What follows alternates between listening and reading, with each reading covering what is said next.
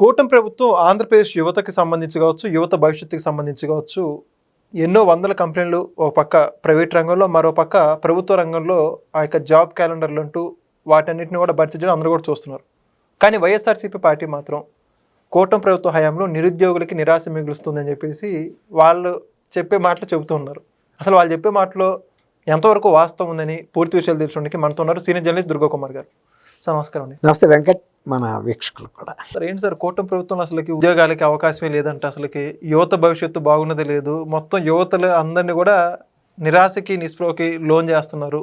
ముఖ్యమంత్రి చంద్రబాబు నాయుడు గారు, పవన్ కళ్యాణ్ గారు, లోకేష్ గారు వీళ్ళ హయాంలో యువతకి జరిగింది ఏం లేదని చెప్పేసి చెబుతున్నారు. దాని గురించి ఏమంటారు మీరు? ఇప్పుడు వాళ్ళు 2019 నుంచి 24 వరకు జగన్మోహన్ రెడ్డి గారిని యువత ముఖ్యంగా ఎంతో మంచి భవిష్యత్తు ఉంటుంది, ఉద్యోగ కల్పన ఉంటుంది అనే ఆశతో ఆయన ఇచ్చినటువంటి హామీల మేరకి ఎన్నుకుంటే వాళ్ళకి మటన్ కొట్లు పెట్టుకోండి, చేపల స్టాల్స్ పెట్టుకోండి, లేదంటే వాలంటీర్స్ 5,000 ఇచ్చి వాలంటీర్లు ఉద్యోగాలు ఇచ్చి వాళ్ళతో వెట్టి చాకరీ చేయించుకున్నాడు. తర్వాత గ్రామ సచివాలయం అని ఒక ఉద్యోగాలు సృష్టించి వాటితో వాళ్ళకి వచ్చింది ఏమీ లేదు.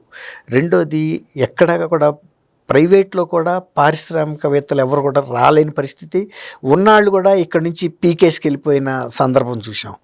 అలాంటి పరిపాలన ఇంకెప్పుడు ఎక్కడ కూడా రాదు కూడా. తర్వాత ప్రభుత్వంలో ఉద్యోగాలు ఆయన సృష్టించడానికి ఆయనకి ఒక అవగాహన లేదు. తర్వాత ఎన్నికల ముందు మాత్రం నేను 1,00,000 ఉద్యోగాలు సృష్టిస్తాను, ప్రభుత్వంలో ఖాళీలు ఉన్నాయని కూడా ప్రకటించాడు. కానీ ఆ తర్వాత వచ్చింది కూడా ఏం లేదు. ఇవాళ ఈ నెల 23వ తారీఖున అనకాపల్లి జిల్లాలో నక్కపల్లి దగ్గర ఆర్సెల్ మిట్టల్ అండ్ నిపాన్, అది స్టీల్ ఫ్యాక్టరీ 1,36,000 కోట్లతో పెడుతున్నారు.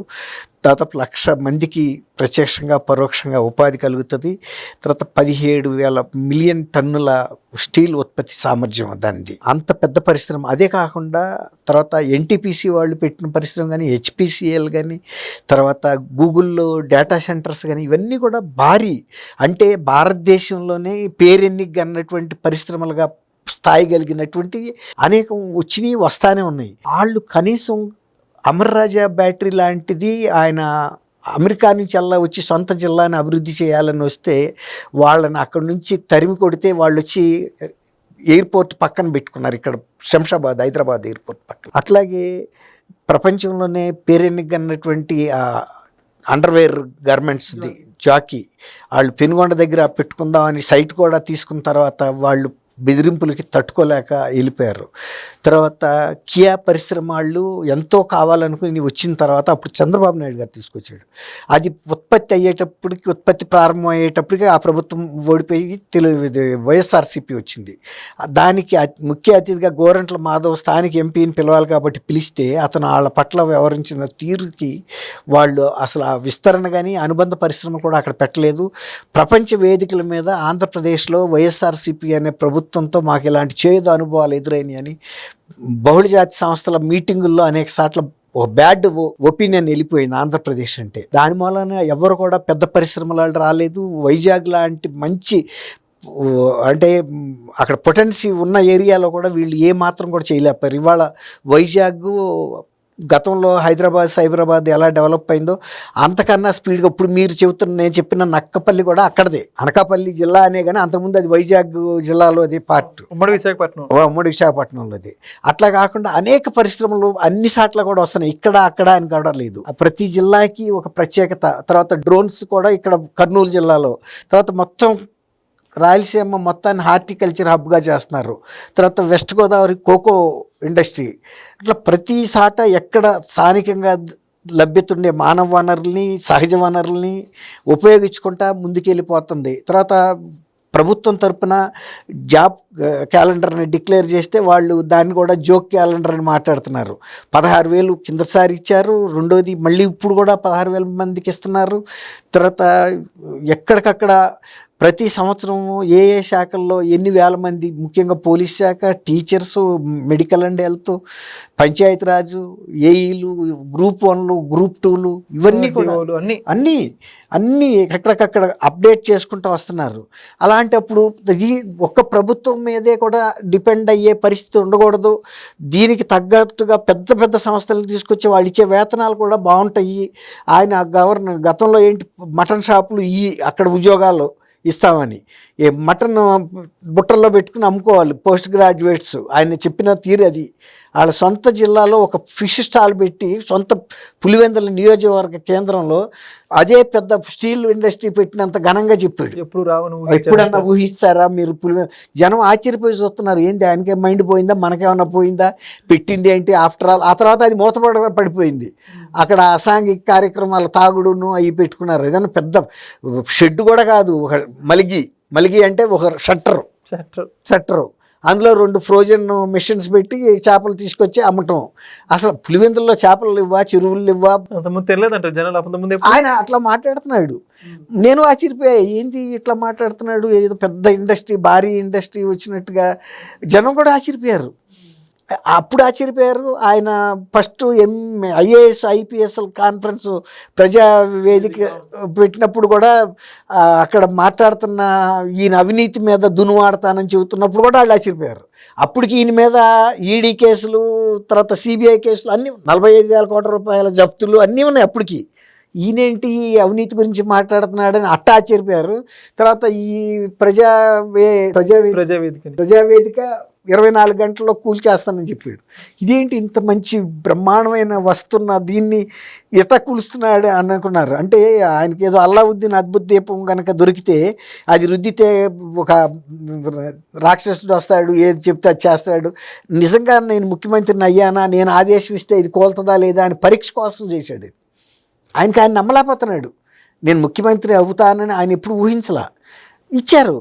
జనం ఇచ్చినందుకు వాళ్ళకి ఎంత ఇబ్బందులు పడాలో అంతా పడ్డారు. ఎవరైతే ఆయన్ని భుజం మీద ఎక్కించుకున్నారో వాళ్ళే తీసుకెళ్ళి బంగాళాఖాతంలో విసిరారు. ఇప్పుడు ఆ బంగాళాఖాతంలోంచి బయటపడి ఎట్టా బయటపడాలో తెలియక కొట్టుకుమిట్టాడుతున్నాడు. ఏ గడ్డి పరక దొరికినా అవకాశంగా అనుకుంటున్నాడు. విసిరింది మామూలు చాటు కాదు. ఇప్పుడు బిన్ లాడెన్ కనుక ఎక్కడో తీసుకెళ్ళి ఎక్కడో పడేశారు, చూసారా? ఈయన కూడా అదే పరిస్థితి. ప్రజల అభిమానం కోల్పోయావు నువ్వు. వాళ్ళే నిన్ను తీసుకెళ్లారు. ఎవరు ప్రతిపక్ష కూటమి నిన్నేం చేయలే, ప్రజలే చేశారు. కూటమిని తీసుకొచ్చింది ప్రజలే. నిన్ను తీసుకెళ్ళి ఎక్కడో మహాసముద్రంలో లోపలికి ఇసిరింది కూడా ప్రజలే.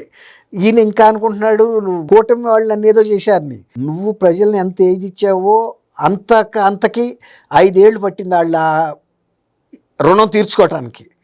కాబట్టి ఇవాళ కూటమి ప్రభుత్వం వచ్చిన తర్వాత నిరుద్యోగులకి దండగగా ఉందని చెబుతున్నారు కదా, అదే నాయకులకి పండగగా ఉందని. ఒక పక్కనేమో నాయకులు పండగ చేసుకోవట్లేదని విమర్శిస్తున్నారు. ఇప్పుడు కొత్తగా పూజారిగా అయినాడికి ఎక్కువ నామాలు పెట్టుకుంటాడు. ఎప్పుడో 100 ఏళ్ళగా గుడికి, లేకపోతే 50 ఏళ్ళగానో 60 ఏళ్ళగా చేస్తున్న వ్యక్తి ఒక్క నామం పెట్టుకున్నా ఆయన పూజారే, అంతే కదా. ఇప్పుడు వైఎస్ఆర్సీపీ వాళ్ళు చెప్తున్న మాటలకి ఇవాళ కూటమి ప్రభుత్వంలో వీళ్ళు చేస్తున్నటువంటి ప్రయత్నాలకి పొంతం లేదు. ఎందుకంటే వీళ్ళు యువతకు ఉపాధి కల్పించడంతో పాటు డ్వాక్రా మహిళలు కూడా వాళ్ళు చేసే వివిధ ఉత్పత్తులకి ఇంటర్నేషనల్ ట్యాగ్, దాని జియోలాజికల్ ట్యాగ్ కూడా తెప్పించి వాటిని అమ్మటానికి ఒక పర్మనెంట్ విక్రయశాలలు, తర్వాత నాణ్యత పెంచడం, మార్కెటింగ్లో స్పీడ్ పెంచడం. అంటే యువతతో పాటు మహిళలకు కూడా మంచి ఉపాధి వచ్చి గ్రామ ప్రాంతాల్లో నగదు చలామణి పెరగాలి, వాళ్ళ జీవన ప్రమాణాలు పెంచాలి అనేది. ఇప్పుడు ఒక పక్కన ప్రభుత్వం వైపు నుంచి ఇచ్చే జాబ్ క్యాలెండర్తో పాటు ఎక్కడికక్కడ అంతర్జాతీయ స్థాయిలో సంస్థలని, బహుళజాతి సంస్థలని, టెక్నాలజీ, శాస్త్ర సాంకేతిక రంగాల్లో ప్రముఖమైన కంపెనీలని ఆంధ్రప్రదేశ్లో తీసుకొచ్చి ఉపాధితో పాటు మంచి వేతనాలు ఇచ్చే సంస్థలను ప్రోత్సహిస్తున్నారు. ఏదో చిన్న 5,000 6,000 ఇచ్చే సంస్థలు కాదు. అలాంటి టెక్నాలజీ ఉన్న సంస్థలను, దాంతోపాటు ఏమవుతుంది, ప్రభుత్వానికి కూడా పన్నుల రూపంలో రావటం వలన వాటికి మౌలిక రంగాలకు ఉపయోగిస్తారు. తర్వాత డైరెక్ట్గా ప్రజలకు మంచి వేతనాలు అందటం వలన వాళ్ళ జీవన ప్రమాణాలు పెరుగుతాయి, వాళ్ళ కొనుగోలు శక్తి పెరుగుతుంది. దాని వలన సమాజంలో అంతా కూడా సమానమైనటువంటి అభివృద్ధి జరుగుతుంది. అన్ని జిల్లాలకి, అన్ని ప్రాంతాలకి కూడా మంచి ప్రాతినిధ్యం. ఈయన 3 రాజధానులు అన్నాడు, కనీసం కర్నూలులో న్యాయ రాజధాని అన్నాడు కదా, హైకోర్టు అక్కడికి మార్చడానికి ఆయన ఒక చిన్న ప్రతిపాదన కూడా కేంద్రానికి పంపలే. ఆల్రెడీ ఇప్పుడు హైకోర్టు బెంచి కర్నూలులో పెట్టడానికి ప్రతిపాదన పెట్టారు, కేంద్ర ప్రభుత్వ పరిశీలనలో ఉంది. హైకోర్టు ప్రధాన న్యాయమూర్తి కూడా రాశారు, మీరు బెంచ్ ఏర్పాటుకి సుముఖత వ్యక్తం చేయండి, మేము కూడా కేంద్ర న్యాయశాఖతోనూ సుప్రీంకోర్టుతోనూ సంప్రదించి ఒప్పిస్తాము, అక్కడ ఏర్పాటు చేయాల్సిన ఆవశ్యకత ఉందని చెప్తున్నారు. అట్లాగే ఇప్పుడు వైజాగ్లో అన్ని రకాల పరిశ్రమల్ని, ప్రభుత్వ రంగ పరిశ్రమలు వస్తున్నాయి, ప్రైవేట్ పరిశ్రమలు వస్తున్నాయి. ఇప్పుడు ఉన్న ఉక్కు కర్మాగారంతో పాటు ప్రైవేట్ రంగంలో కూడా అంతకన్నా పెద్ద పెట్టుబడితో ఇంకొక సమాన స్థాయి ఉక్కు కర్మాగారం కూడా వచ్చింది. నిజానికి మరి అప్పట్లో 70లో ఉక్కు కర్మాగారం ఏర్పాటుకి అనేక మంది ప్రాణాలు అర్పించాల్సి వచ్చింది. ఇవాళ కేవలం సంప్రదింపుల ద్వారా వాళ్ళని అక్కడికి ఒక లండన్లో ఉన్న ఆర్సెల్ మిట్టల్ ఇంగ్లాండ్లో ఉంది, వాళ్ళు మళ్ళీ వచ్చి ఇక్కడ నక్కపల్లిలో కూడా పెడుతున్నారంటే ఆంధ్రప్రదేశ్ అన్ని రకాల అభివృద్ధి చెందుతుంది. వీళ్ళు అన్నట్టు నిరుద్యోగులు దండగ అనేది అయితే లేదు. Thank you thank you Venkat, మా వీక్షకులు. Please subscribe to Leo News for more videos.